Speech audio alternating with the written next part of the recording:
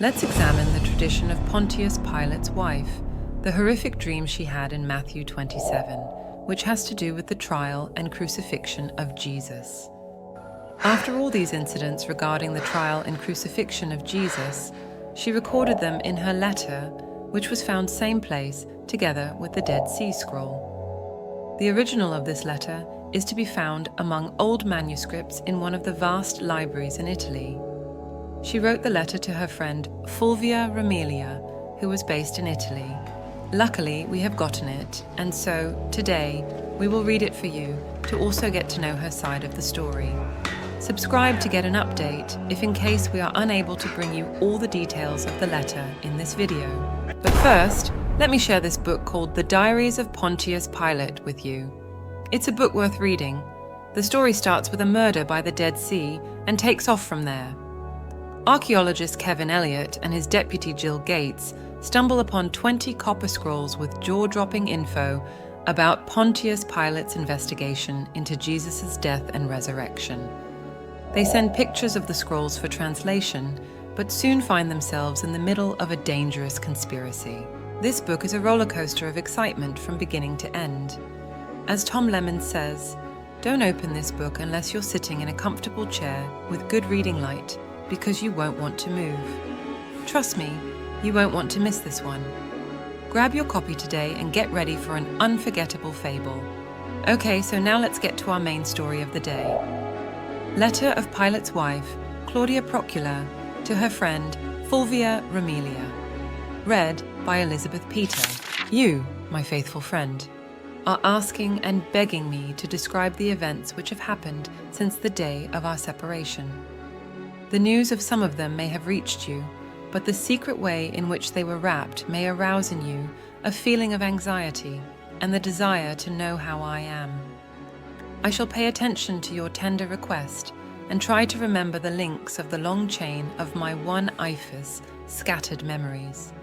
And should you see in my letter such circumstances as might startle your mind, remember that the forces of creation constitute an impenetrable and all-covering veil for our helpless and mortal understanding, and that, overwhelming the mortal being, these forces change the fate of his life. I shall not describe the first days of my life, which so quickly passed by in the stillness of Nebron, under the roof of my parents and under their protection. You know that, in the 16th year of my maiden life, I was united in marriage with the Roman Pilate, a descendant of a renowned family, and who at that time held a position as a governor in Italy. Immediately after our departure from the temple, I had to go with Pontius to the province to which he had been appointed. Without happiness, but also without apprehension, I went away with my husband, who on the score of age could have been my father. I was very homesick for you, for the quiet residence of my parents, the happy haven of Nebron, the beautiful statues, the soft groves of my birthplace. I remember you with tears in my eyes. The first years of my family life went by calmly and peacefully. Heaven blessed me with a son, and he was dearer to me than the light of day. I shared with him my leisure hours, my sorrows and my joys. My son was 5 years old when Pilate, by the emperor's grace, was appointed procurator of Judea. By such roads as are not easily described, we journeyed with our personnel, engaged as servants. After some time I came to love this fertile and rich province, which my husband had to rule in the name of Rome, the master of the nations. In Jerusalem, I was surrounded with tokens of respect and hand-clasping. However, I lived in greater loneliness because of the pride and contempt with which the Hebrews met us. Foreigners and aliens, as they called us. They said that we profaned their holy land which God had promised them as their own. I passed the time with my son in silent forests, where deer fed on olive branches, where palms with their delicate fronds, more beautiful than in Delos, rose vertical bar over blossoming orange trees, and under fruit-bearing nards. Here, in the cool shade, I used to sew covers for the altars of the gods, or to read verses of Virgil, which are so agreeable to hear and so appeasing to the heart. My husband spent his few spare moments with me. He was in a dark mood and grieved, for he wanted to rule with a strong hand, although in his task of keeping these people in submission, he was weak. These people had been for so long independent and by nature were inclined to rebellion. They were divided into 1,000 boisterous sects, but in one point they were all united, namely in their furious hatred against the Romans. So far, one family of the better society in Jerusalem showed some benevolence towards me. This family belonged to the director of the synagogue, Jairus. I found great pleasure in visiting his wife, Salome, who proved to be a model of kindness, and she also showed it in relation to her daughter, Semida, of 12 years of age. The latter was lovely and beautiful, like the dawn over Sharon, and had fair curls. Sometimes they spoke to me of the God of their ancestors, and read parts of their holy books. What shall I tell you, Fulvia? I remember certain hymns, works of Solomon, praising the God of Jacob, this only God, who is eternal and impenetrable, whose words and sentences we notice on our altars, calling them divine. I perceived that he was omnipotent and merciful, and combines in himself kindness, purity, and greatness. I remember Semida's voice sounding like the strings of the harp when she sang the holy hymn to the wise and great King of Israel, and often in my loneliness, and beside the cradle of my son, I tried to play to him on my instrument. Upon my knees I called him many times. Against my will, I pleaded with this God in the humility and tranquility of my soul and heart, and him to whom I committed my destiny and my welfare as a slave submits to his master, and oh wonder! I immediately arose consoled and heartened. After some time, Semida fell ill. One morning when I awoke, I was told that she had died, without great suffering, in the arms of her mother. Deeply upset by this news, I took my child to hurry to them to bewail her together with the mourners and her mother, Salome. When I came to their house, my servants could only with great difficulty force a way for me through the throng, for many mourners and a large crowd had gathered before my friend's home. At that moment, I saw the crowd break, offering passage to a group of men who came nearer to the house, and at whom the people looked with great interest and reverence. In the foremost row, I recognized Semida's father, but instead of the depression I expected him to wear on his face, he showed a definite expression of hope, which I could not understand. With him walked 3 more men dressed in coarse clothes, showing the trace of poverty and giving them the appearance of simple and uneducated people, but behind them walked a man, similarly clad, and in the prime of his youth. I raised my eyes to contemplate him, but, as before the radiance of the sun, I had to turn them away immediately and to lower my eyes to the ground. It seemed his forehead was radiant, and his hair fell in locks on his shoulders in the manner of the Nazarenes. I find it impossible to explain to you how I felt when I viewed him. It was the highest agitation which I have ever experienced, for every feature in his face presented an unequaled beauty, but in this moment he inspired a certain secret fear by the glance of his eyes, which, it seemed, might turn us into dust. I followed him without his knowing. The door opened, and I could see Semida, lying on a bed adorned with candlesticks and perfumes.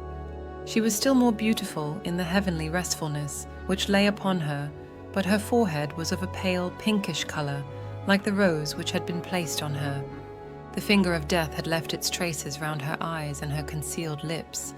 Salome stood by her side, benumbed and almost without any feeling.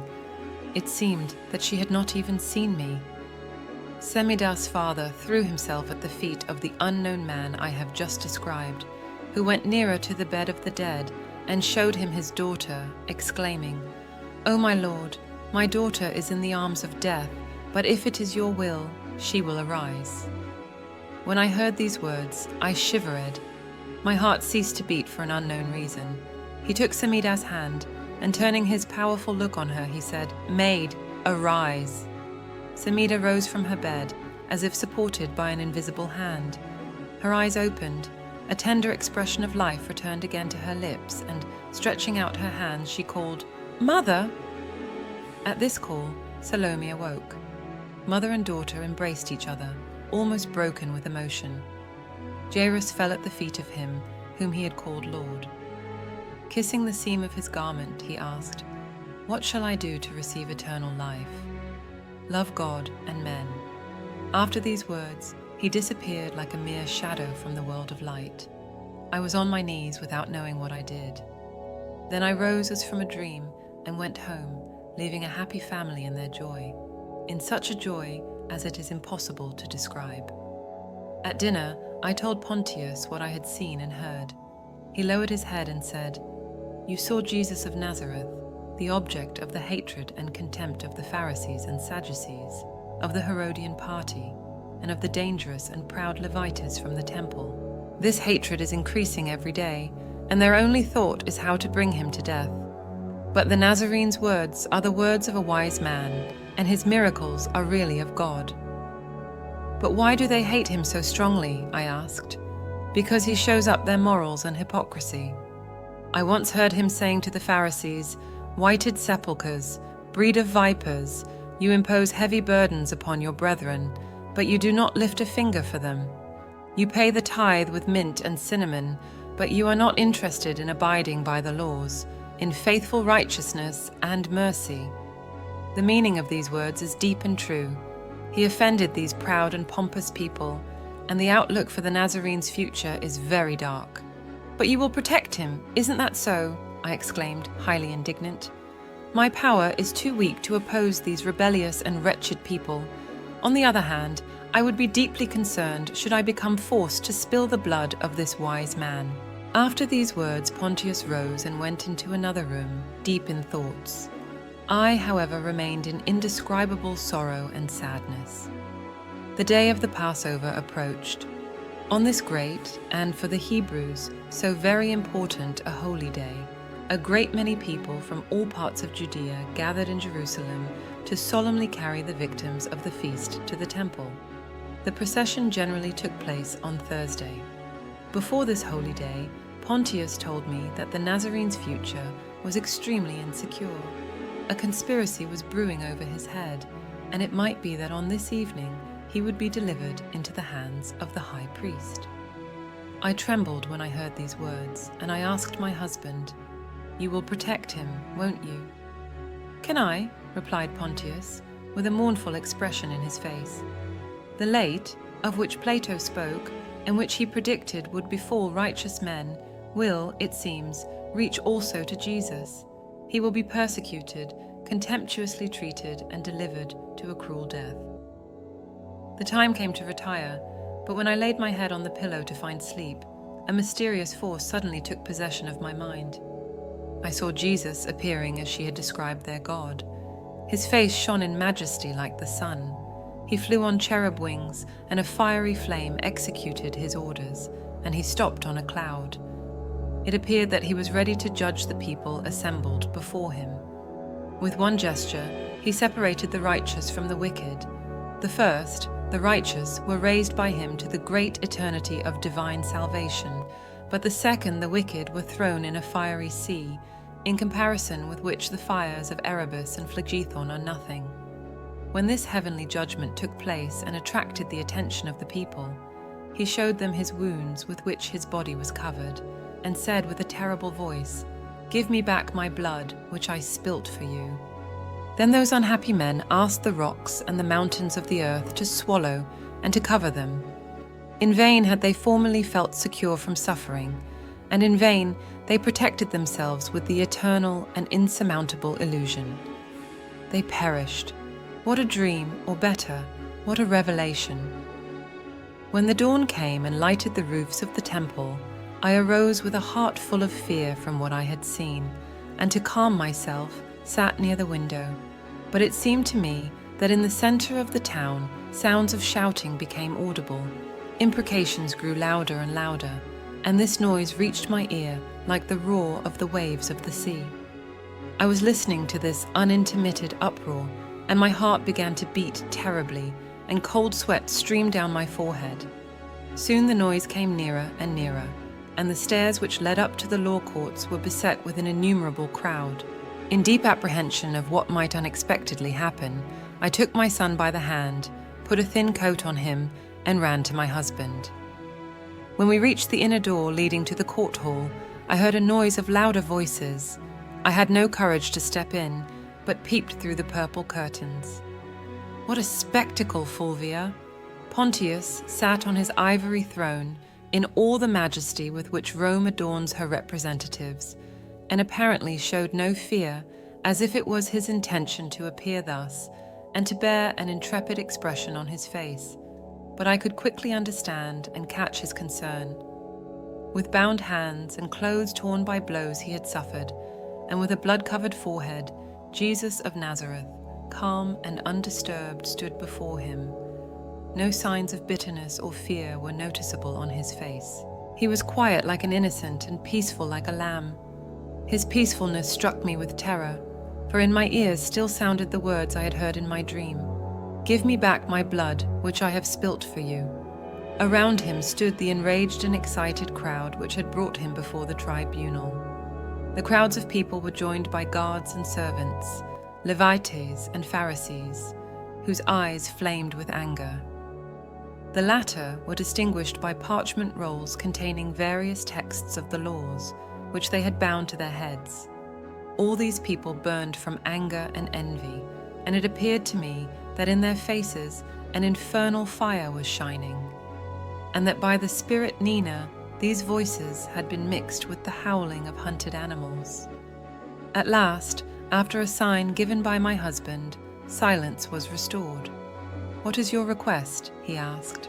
"We demand the death of this man, Jesus of Nazareth," one of the priests answered in the name of all the people. "Herod sends him to you that you may pass judgment." "Of what do you accuse him? Of what does the gravity of his offense consist?" Thereafter the echo of their fury was again to be heard. He predicted the destruction of the temple. He exalts himself to the rank of the King of the Jews, to Christ, to the Son of God. "He offended the priests of Abraham's seed," shouted the Levites. "He shall be crucified," cried the angry crowd. The echo of these vociferations is still in my ears, and the figure of the innocent victim will always stay before my eyes. Then Pilate turned to Jesus, and with altered voice asked him, "Are you King of the Jews?" "You say so," answered Jesus. "Are you Christ, the Son of God?" Pilate asked again, but Jesus did not answer. The shouting began again, even louder, and their voices were like the howling of wild, hungry animals. "Deliver him to us, so that he may die on the cross." Pontius again ordered them to be silent and said to them, "I find no guilt in this man, and I acquit him. Deliver him to us, I crucify him." Else sounded the furious voices of the people. I could stand this, shouting no longer, so beckoned one of my servants and sent him to my husband to ask him to come to me for a few moments. Pontius at once left the court hall and came to me. I threw myself at his feet and said, "For the sake of all that is dear to you, and for this child's sake, the token of our holy matrimonial bond, do not make yourself guilty by spilling the blood of this righteous man who is so like the immortal God. I saw him in my dream last night. He was surrounded with divine majesty. He judged mankind who trembled before him, and among those unhappy ones who had been thrown into the fire of hell, I noticed the faces of these who exacted his death. Take care, and do not raise your profane hand against him. Oh, believe me, that a single drop of this blood may be your damnation for all eternity." "All that is happening now frightens me also," answered Pontius, "but what can I do? The number of the Roman guards is extremely small, and their protecting force very weak for these demoniac people. Mishap is after us, for they do not seek right, but revenge from the courts. Be quiet, Claudia. Go with the child in the garden. Your eyes are not made to watch such a frightful spectacle." After these words he went out and left me alone, and I shed bitter tears in my hopelessness and pity. Jesus was still the object of all the banter and beating in the courts on the part of the crowd and of rough soldiers. Their passions were even more inflamed in view of his unlimited patience. In horror, Pontius returned to his throne. When the throng saw him again, they immediately started to shout their brutal demand, "Put him to death, to death!" Following an old custom, the governor used to set free on Easter Day a criminal sentenced to death, thus showing an example of mercy and grace. To decide this divine procedure, he always referred to the people. Pontius saw in this custom a way to liberate Jesus, and, in a loud voice, asked the crowd, "Whom do you want me to release on this holiday, Barabbas or Jesus called Christ?" "Set Barabbas free!" shouted the crowd. In fact, Barabbas was a robber and murderer, notorious in all the surrounding districts for the crimes he had committed. Pontius asked again, "And what shall I do with Jesus of Nazareth?" "Crucify him," they cried. "And what evil did he do?" With ever-increasing fury they howled, "He shall be crucified." In a desperate mood, Pilate bowed his head. The insolence of the crowd grew with every moment. Pilate was afraid that his authority and the Roman power, which he so strongly defended, might be compromised by this menace. In Jerusalem, he had no defense force other than his bodyguard, and in addition, a small number of local troops who had taken the oath of allegiance to the Roman eagle. All right, I think we will have to catch a break here so that the video will not be too long. As I asked earlier, you can subscribe now to get an update when we upload part 2 of the video. Regarding the book I spoke of earlier, I will also share the link in the description and pin as the first comment too. You can go get one and check it out. Thanks for watching. See you in the next one. Bye.